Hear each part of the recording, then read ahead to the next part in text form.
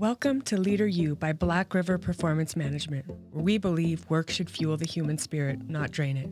In this leadership podcast, we will dive into the lived experiences of people flourishing in today's workplace and beyond.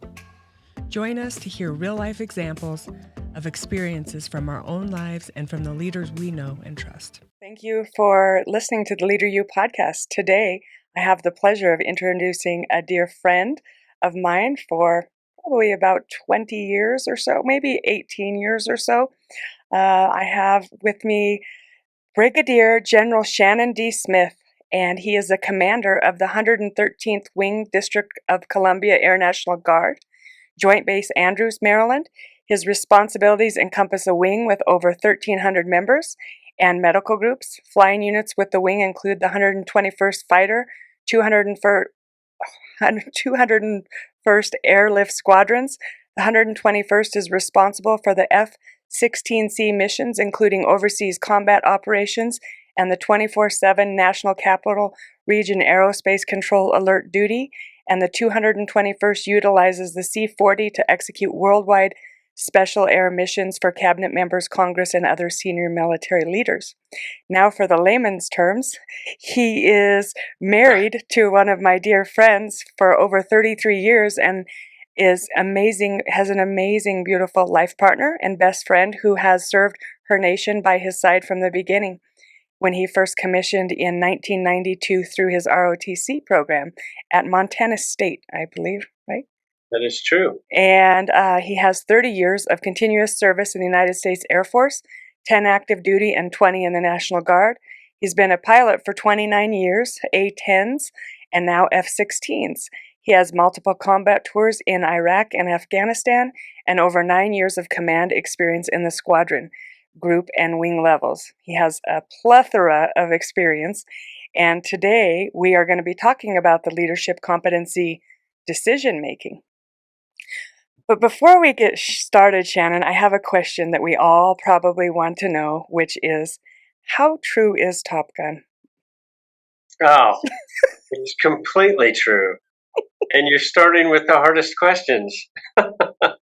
So if I can say something real quick, I love your energy, and I hope that your podcast is as fun for people as it is to be around you. So I knew you would start with the hardest question, and I'm not going to ruin it for everybody, but it's completely true. Okay. Everything in Top Gun. That's what I figured. This is going to be a tough interview, isn't it? I figured you'd be sitting there thinking, oh, great. But we don't have to get into the Top Gun, but I know we're all wondering. Maybe we'll round about to it. But, you know, you have such an amazing resume. I only read like a quarter of it.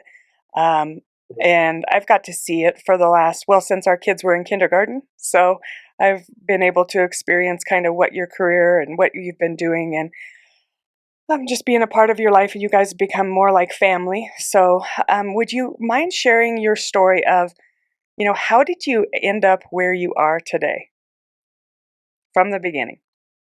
Sure. I like telling the story, and I love hearing other people's stories. I think for people when they, especially, you know, our relationship is, I think, centered in the beginning and continues to be around our children's relationships. So as parents, it's interesting to try to share with them what life journeys are like. And I like sharing my story because I had no intentions of being a military aviator. So started a long time ago. Lori and I like to start out this way because Lori, my life partner, best friend, she's been with me the whole time. So we were together before the Air Force became a thing for us. So we were pursuing higher education in northern Wyoming. We were pursuing things that we had an interest in. I was good in math and was looking at engineering, which seemed like a logical way to go. And We were going to lunch one day. There was an ROTC recruiter from Montana State, had a table set up. And similarly to the professional way you started this podcast, I walked by and made a smart mouth comment. I'm like, so what does it take to be an Air Force pilot? And he's like, do you really want to know? And I'm like, yeah, why not? So he says, you have to take a test. You have to be physically qualified.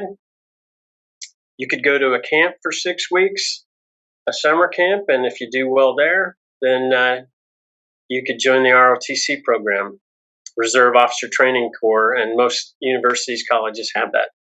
And now I'm intrigued. And he says, hey, if you want to come up to Bozeman for a weekend, we could have you run the test, physical and the aptitude test, and see where it goes. And all Lori and I thought was road trip. So we go up to Montana State, and I take the physical test, and I do fine, nothing amazing. And I take the AFOQT. It's a aptitude test to really figure out what you're good at, and there's a pilot and navigator portion, and I did well at that.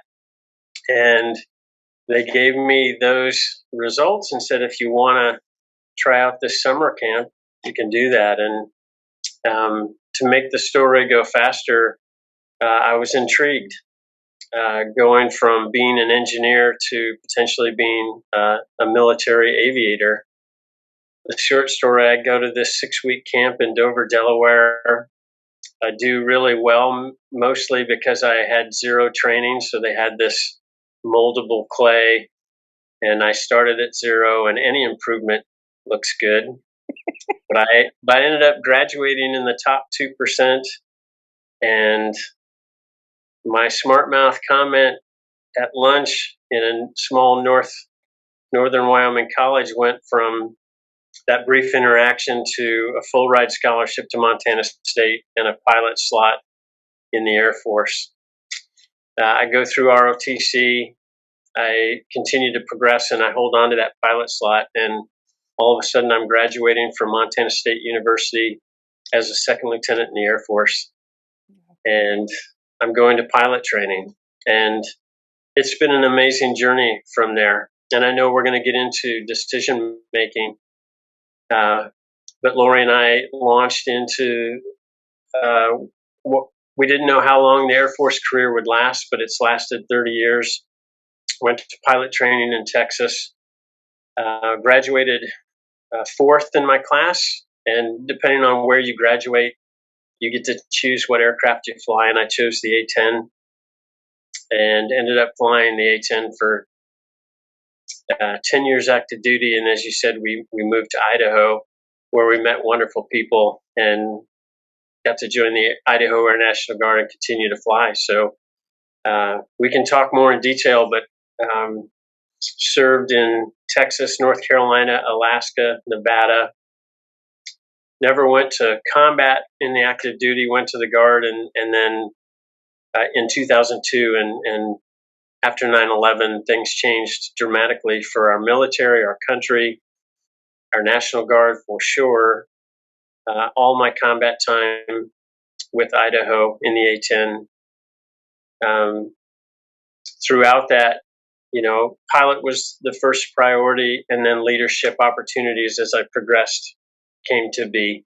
And as you said in the bio, I've had an blessed opportunity to command at all levels in the Air Force structure. And I'll try to leadership challenges and decision making is universal. It's not a military thing, obviously, and it's not a civilian thing. So try to not talk too much military. But I've been so blessed to lead at each echelon or layer of command in the organizational structure of the Air Force. So I've led at the fighter squadron level, and that's probably 70 to 80 people. And then I've led at the group command level, which is the next tier. And that can be from anywhere from 150 to 300 people. And then I've led at the wing command level in Idaho. And that's in the Guard, it's about anywhere from 1,100 to 1,300 people. and I have this amazing opportunity to do it again in DC, and it's about the same numbers. Wow. So just some really great lessons, some hard, difficult lessons to learn, but always trying to grow and be a better leader and make better decisions, but dramatically different experiences throughout all of that. So I don't know if that's enough to spark the conversation or give a measure of the background. I'm excited about the conversation, how I approach decision making. Smart mouth comments? What's that? Like with smart mouth comments that change your Right. trajectory? I mean, sarcasm and yeah, it's gotten me places. I mean, come on. I agree. I agree. So, So, yeah, go I ahead. think it's a great spark to the conversation. I'd like to start off with just, do you feel like when you finally did get into fighter pilot mode and you start leading people, did you feel like you were in your purpose in your role? Absolutely. For a long time, and I think some perspective, and I think this can be universal. But what I was given to do was a skill, and the Air Force is good at that.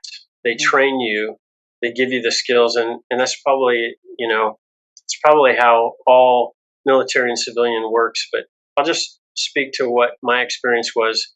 For years, my task was to be a good pilot, and I think for the most part, that's on track, especially given that profession where um, you're in motion and decisions can be life threatening if you make the wrong decisions. So you're on a pace and a level of stress that requires that you stay functional and make smart decisions and stay with it. So when it comes to decision making and leadership, I was a purist for years on being a good aviator because I had to. At the same time, I have to balance being an officer in the United States Air Force, and but I will tell you, as a military aviator, one is emphasized way more than the other, just because you've got to get on step with being a fighter pilot or being a successful military aviator, and it goes very quickly from flying an airplane to employing a weapon system, which has dire consequences. And I would say, hopefully, this makes sense to people, but we're an amazing military, and we are good at what we do. And the very challenging thing we're given to do, and it has lethal consequences. When you do it right, it has lethal consequences for the enemy, and when you do it wrong, it has lethal consequences for people you don't want to harm.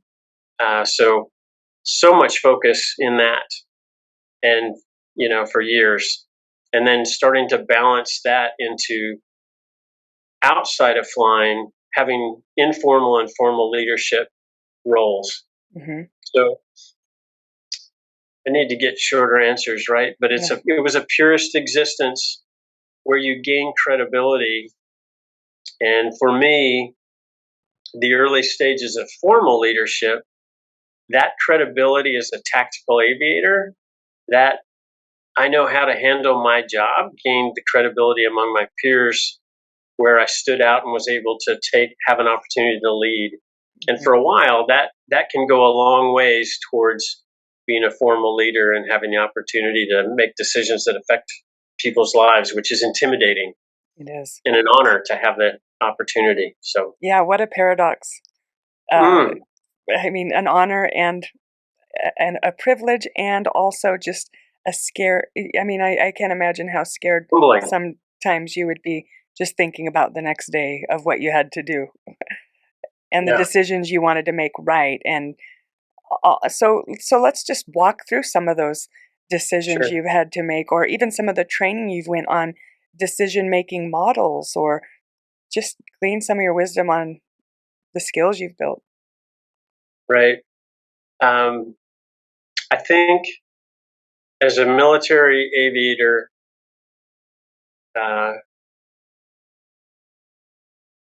you hone your craft and you are devoted to checklists and procedures, which feels very restricting at times, but it creates these amazingly resilient habit patterns that in moments of crisis, if you've practiced well, they come through in moments of crisis and they hold your feet on the ground or your hands on the controls, and you can thrive in what appears to be chaotic situations. So decision making as a military aviator, one thing the Air Force teaches is aviate, navigate, communicate when things go bad. And what that means is keep flying the airplane. Mm-hmm. You don't get to hit the pause button. You don't get to pull over on the side of the road.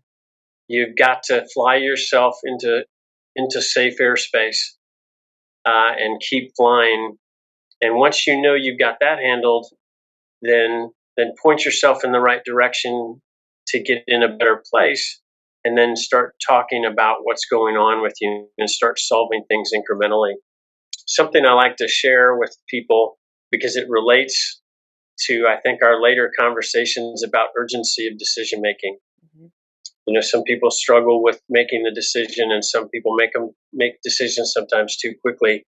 But in the flying world, we have decisions that are so critical that you memorize the actions.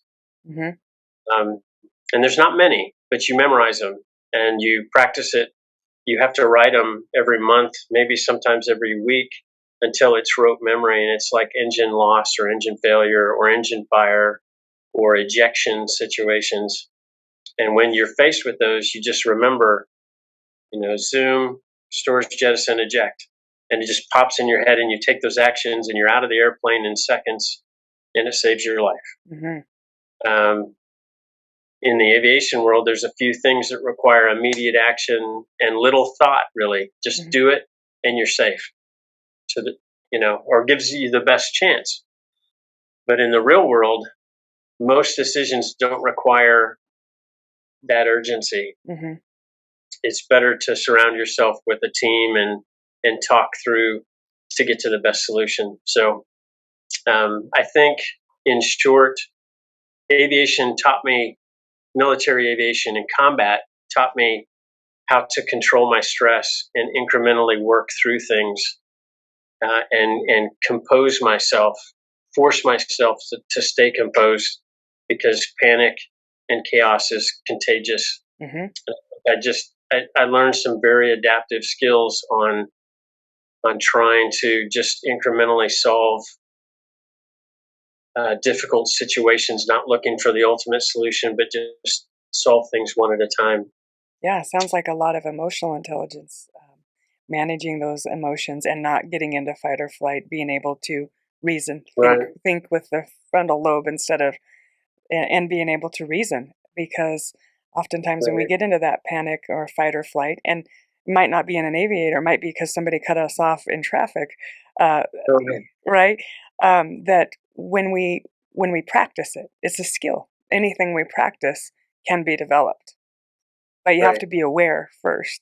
And that's what the military really provides, is just a really strong structure to help you get to where you need to be. A lot of and I think that is like a miracle grow to kind of help you get to the point where this is what you need to do. You just need to not ask questions, and this works. It's tried and true. Right. Reminds I me of think that's, sorry. no, go ahead. I was going to say it kind of reminds me of working in the operating room too. I mean, there's certain things that you just had to do because somebody's life is on the line, and we don't ask questions later. We can go through and discuss and figure out things, root causes and things, how they didn't go as planned. But in the moment when somebody asks you to do something, you're not going to ask why when someone's life is on the line.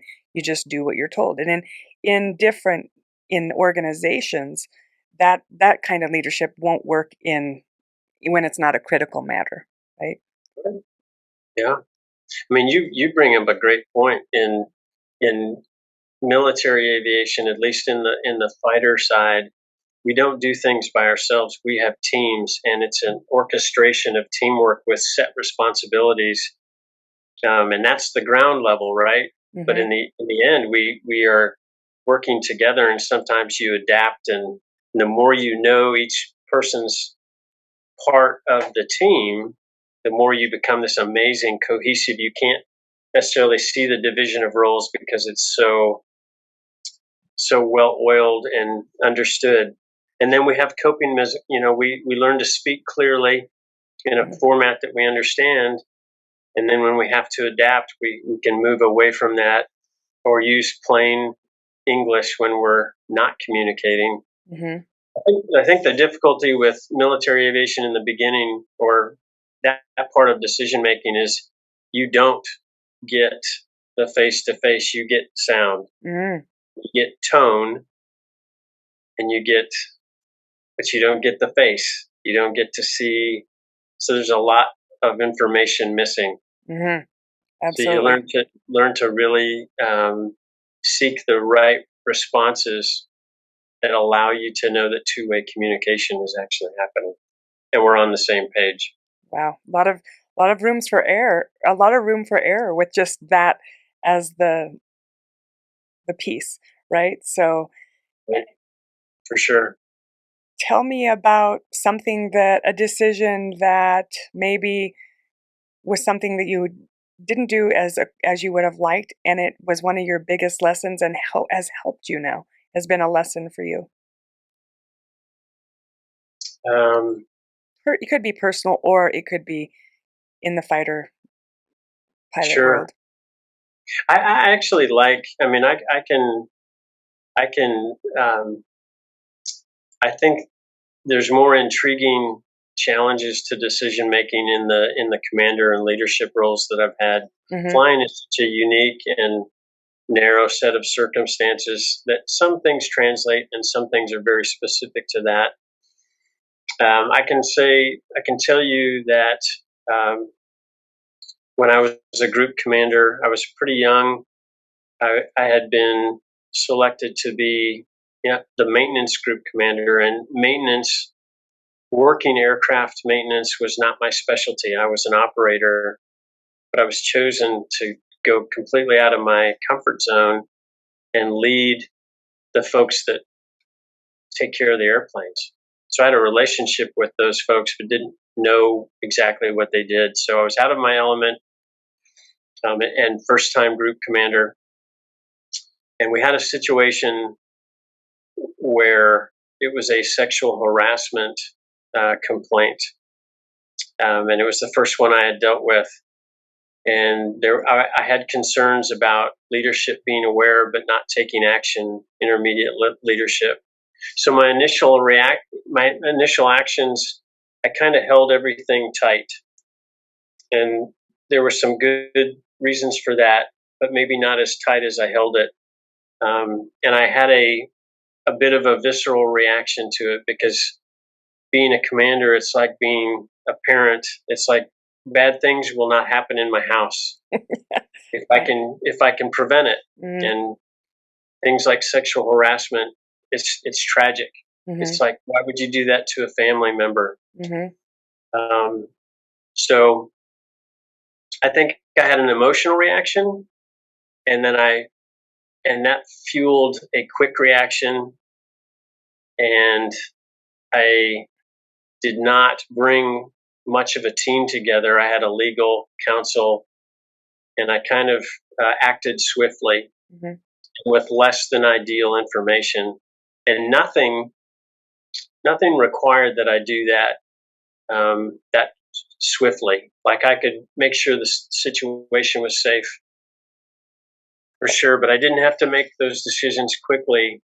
And because I did that, and I didn't seek enough counsel and take the time to understand all aspects of the story, I did a disservice to all of the folks that were involved. I think I shortchanged the opportunity for people to tell their side of the story. I raced to a conclusion.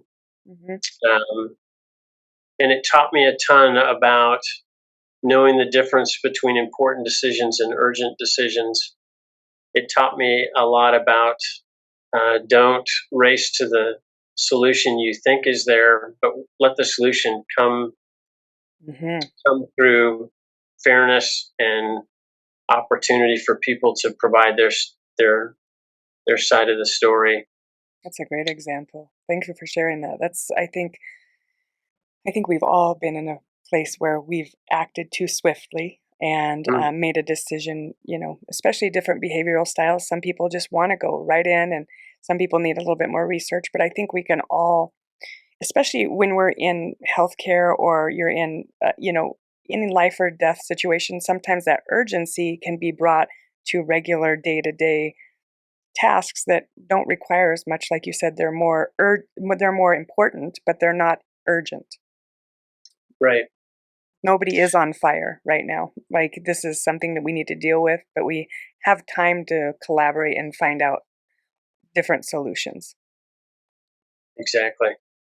There's a technique that I was taught, and it's the term they use is it depends on the situation, but create a round table of leaders and counselors and subject matter experts when it comes to handling a difficult situation. Like, get the right people in the room that have the expertise, maybe the subject matter guidance that defines the boundaries that your decision has to be made on.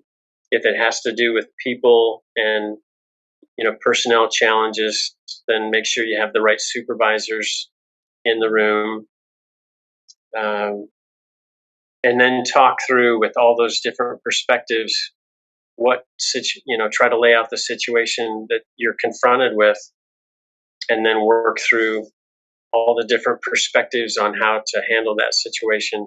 And typically, I think 80 to 90% of problems, you have the latitude to take the moment to build the right team, to have the right conversations, and make sure you identify the root cause of what you're trying to solve.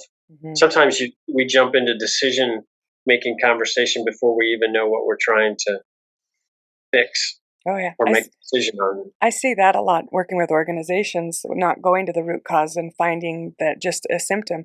We need training for this. And it's like, well, how do you know you need training? What has let me dive a little deeper and ask you some questions and find out what's brought you to this idea that training is what you need. And then we find out maybe later that doing a little deeper dive and finding out what the upper management thinks and what the middle managers and the people, say the tellers or whatever they are in the organization, there's a lot of things that are miscommunicated, and then we realize, oh, there's a lack of trust in the organization, and actually training isn't going to be a good fix for that. So right.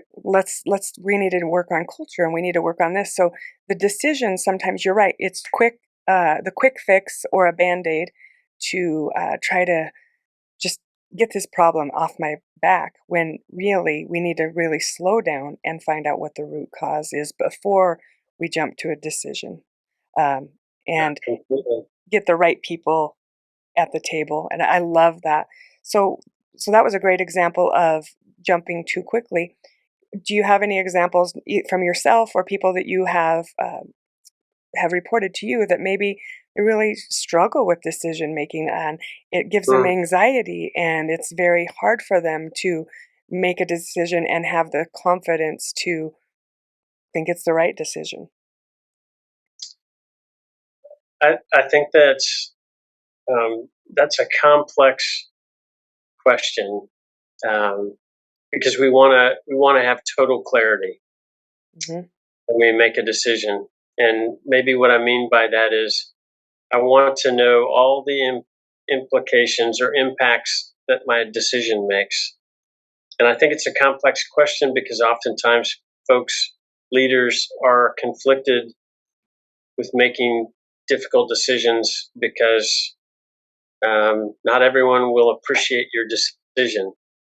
And if you try to make only decisions that please everyone, then you probably will never make any decisions. That's true. You're not going to please everyone especially if it's a difficult and challenging decision that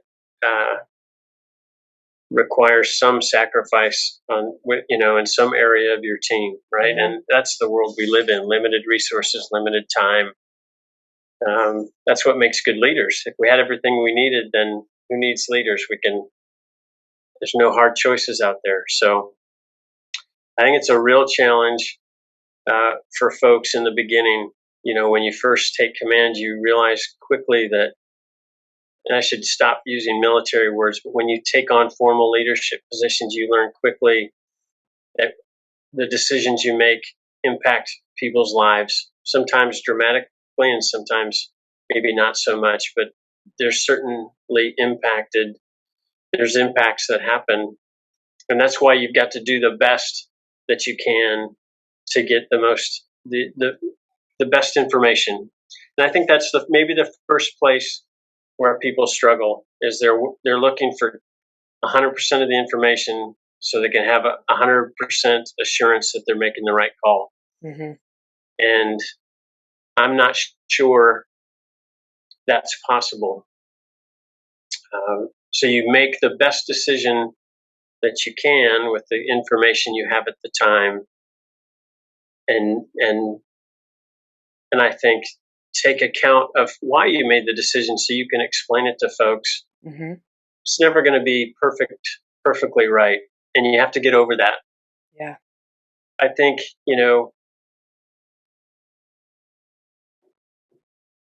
if there's due diligence in allowing everyone to speak their position, and then you have confidence in why you got to the final conclusion.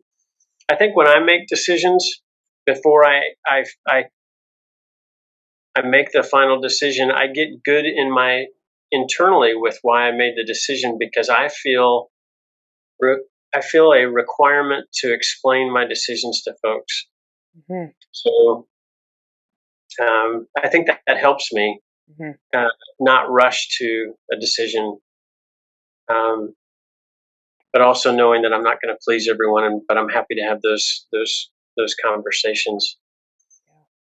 Do you think you've gotten better with decision making with the wisdom that you've gained over the years and experience? And picture yourself as a 20-year-old, young 20-something, and I mean, just imagine where you were then and where you are now, and how much easier it might be to make decisions as you've been doing it for so long. I'd like to say it's easier. And I think in some ways it is. I know better how to set myself up for success. I think I know better. I value more creating the environment where good decisions can be made. I think areas where I've learned a lot is I have learned to be comfortable with not being the smartest person in the room, and letting go of that myth that the senior ranking or senior leader in the room must be the smartest person in the room. That is rarely the case. And I think it leads to bad decisions when you try to live up to that, or you believe it's true, because it just the power of the team, the power of having different perspectives and challenge people with confidence, creating a space where people have confidence to challenge the conversation and have robust conversation that's not debilitating or attacking, or I think that's where I've learned the most. Like I believe most of the time that I've created an environment where I think we've heard everything. So I feel like this is about as good as it's going to get. I've heard lots of dissenting and lots of good emotion, and we've thrown it out on the table. And sometimes it's not dirty, it's messy. And that actually gives me more confidence that we had something that was just real. So I think that maybe that's the thing I've learned the most is pick the right leaders in your leadership team, whatever size organization you have. Do that first step. Pick solid leaders with moral character and integrity and mutual respect for their teammates, and you can have some really challenging conversations, knowing that we respect each other and everything was put on the table, and really good decisions are made. The military is so challenging because we wear uniforms. I'm not a very old general. I'm a one-star general, a couple months into it, and I've learned again that I have to be really careful how I communicate because we're so overt with our rank structure, and it can stifle conversation. I've learned to be quieter and listen more. What a skill. I've learned if I'm the senior ranking in the room and I speak too early, it completely changes the direction, and I'm not trying to change it. I want the real conversation, but if I start speaking, then the conversation starts to go towards what I said because maybe they're trying to get to my solution, and that's not what I want. Yeah. So I think one thing that you are showing is humility, and that is saying, like, I'm not the smartest person in the room. There's everybody here. All of us together make a team, and we have to listen to what they say. It's such a relief. And it's funny, like I don't know if I hope I'm communicating clearly. I feel like I'm rambling a little bit, but the beginning of my military career, everything centered on credibility and being an expert. And that led me down a path for a while professionally of my credibility is only on how good I am in this airplane. And it kind of sets a mindset where I've got to be the best or I've got to be close to the best to have credibility. And that doesn't translate completely to leadership positions. And it's such a relief to let that go when you do and realize that that's not the way good decisions are made. It's not a dominating personality that makes good decisions. It is collaboration and mutual trust and respect. And there's so much value in diversity of thought. And the diversity comes from 1,000 things. You know, most central is probably just our life experiences. For sure. So, yeah, it's a level of humility, but it's also this grand relief. And I love sharing that with folks. I love sharing that, especially with young airmen who should be aspiring to be where I'm at, be a wing commander, be a formal leader. And sometimes they make these grandiose assumptions that I'm something amazing, and I'm just another human being on this journey. And it's completely possible. I have more experiences than these young folks, but I'm not smarter. I'm not better. I am struggling and working through it and making mistakes just like they do every day. And I love sharing that perspective.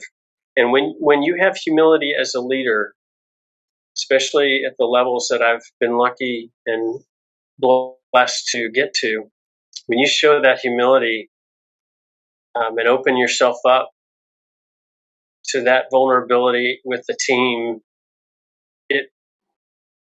it pays back tenfold. Yeah, they can have a relationship now.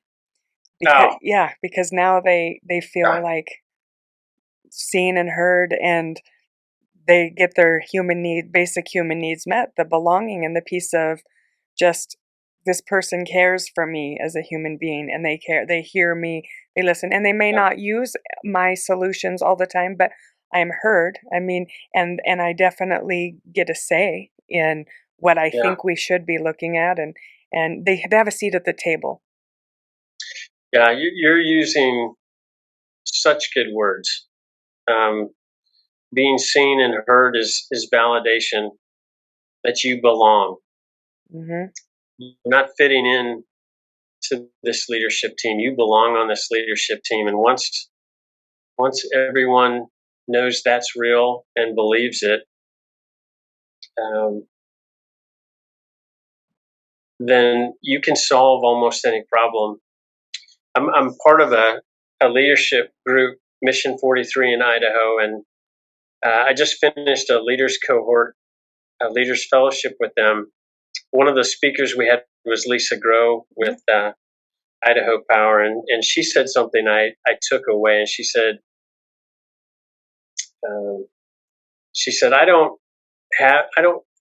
I'm not always confident that we have the answers, but I know that we have the team to get to the answer. Like, we have the skills and the collaborative techniques and the mutual trust to get to the solutions. I don't always know what the solution is, but I have all the confidence in the world that we can get to it. And I think that's such a great approach. Like, confidence in the team. Don't worry about the destination. You'll get there through the work of conversation to get to these hard decision points. Mm-hmm. It's about assembling the team and creating the environment. And I love your words. I mean, that's where you should spend all your time. Yeah. If you really have the right people in the room and they feel valued and have that sense of belonging, my gosh. Yeah, then magical. You could do anything at that point. Also, it just creates that space. It creates that environment, like you said, where people can dissent. Their psychological safety is really what the word would be, where they feel like they can dissent or have differing opinions or say things, and there won't be any retaliation. It'll be an actual. It doesn't mean that everything will go their way. It means that they will be heard and it will be brought to the table, and their views are valid. It might not be the direction we hope, but it is still, and they're not going to be in trouble for it. And so modeling that is because people talk about it in their mission and their values, but modeling the behavior is really where I think it shows up. And then when you do that and you have that kind of team, I think it gives you more space and grace. People will give you a little more grace when you do make a decision that you're really not happy with and it didn't turn out as well as you think. Would you agree? Absolutely. People want to be heard, and I think that sometimes, especially if it's a hard decision and you know that you didn't have consensus, do the hard work, make the decision, and then circle back and have conversations with the folks that feel that they weren't heard, even though they had an opportunity.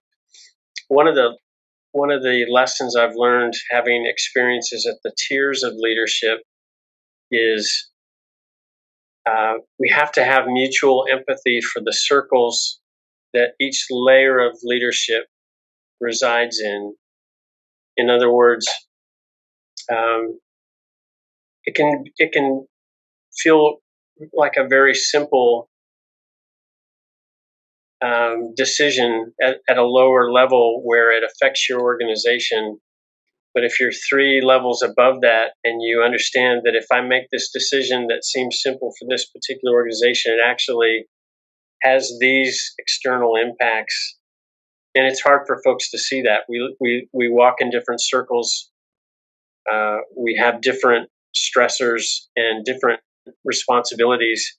I have to make a decision for 1,300 people organization, and my squadron commander is absolutely upset with me because per 70 people didn't get what they wanted. But if I circle back and I share perspective, they still may not agree, but I owe them that there's more to it than their piece of the puzzle, and I value them presenting their part of the solution. But it doesn't always work that way in a larger organization. So empathy is a big deal, because I've been that subordinate commander that is righteously upset. Like, I made my case. I did my homework. Right. and I don't know what you're doing up there, but that was a bad decision. Mhm. And then you do that, man. If I ever get a chance to be the wing commander, I wouldn't do it that way. Mhm. And you're up there, and you're like, I'm kind of doing it that way. Yeah, it's kind of like parenting. Right?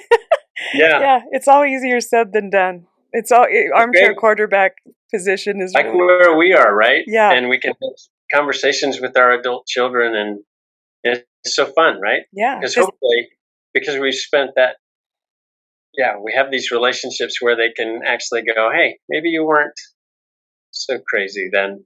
yeah, When, yeah.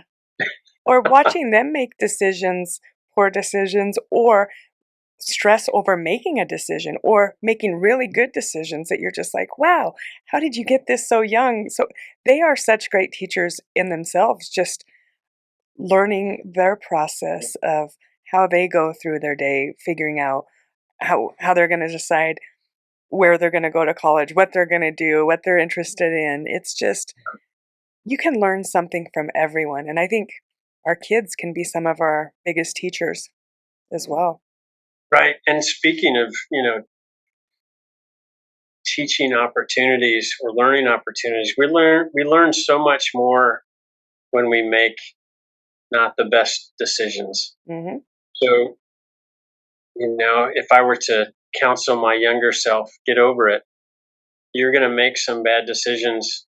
Hmm. Devote yourself to understanding how it could have or should have been done, and then move forward with that knowledge. Don't worry. I mean, that decision's made. What happened happened. Hmm. But Couldn't have happened any other way because it didn't. because it didn't. Exactly. Yeah. So just, yeah, learn from it and move on. But the hope, the hope of making every decision the right way or the best way is unachievable. So, just move on and grow and learn and don't be afraid to make another decision. Absolutely. Yeah. Yeah. So I could talk to you all day. I love this conversation. We'll have to continue it at another point, but I'd like to see if you could leave 3 pieces of advice or words of wisdom or just something that you think, man, I wish I would have known this. Like talking about counseling your younger self or new leaders that are listening to the podcast that really want to grow their leadership skills. What are 3 things that you wish you had known or you think have been super valuable for you as it relates to decision making? Um, right. So for me, and this first one is very specific, but insightful for me. Uh, Leadership and decision making is not about winning and losing. If you approach it that way, uh, trying to make decisions or advocate for the people that you're given charge of, if you approach it that way, then by definition, if you're looking for a win, then there's got to be a loser. And that approach, I think, really prevented me from taking time to be in the moment, in the conversation, and working through the hard dilemmas Mm-hmm. of trade-offs. And it's kind of the art of negotiation.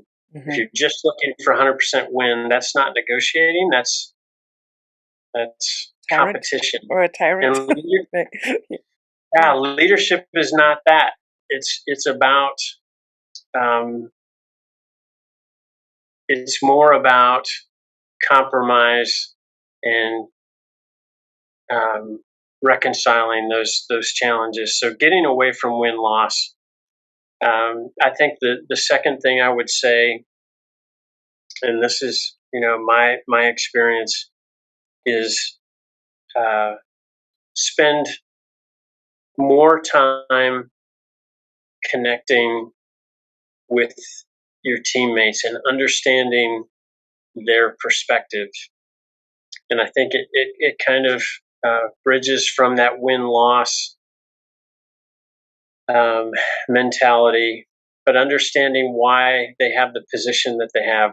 Mm-hmm. Try to take their perspective is truth, and not just that's their version of the truth. But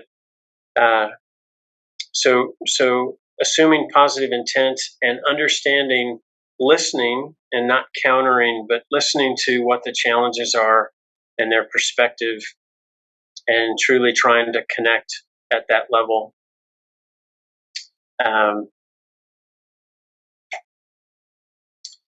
And then I would, yeah, and I think the third thing is really just creating the environment where real conversation can happen. And I think that's way easier said than done. And it's more of small moments of investment in the human connection with the people that you work with, to understand that what kind of team you have, understand potentially what kind of perspectives you're missing, and make sure the right people are in the room to preserve that diversity of thought as you go into these hard conversations. So, Absolutely. Thank you so much for your time today. It's been a pleasure, and I didn't know what to expect, but I knew it would be fun, and I knew we'd get somewhere with and some really great tips for our listeners that really are just trying to up their leadership game and just learn as much as they can.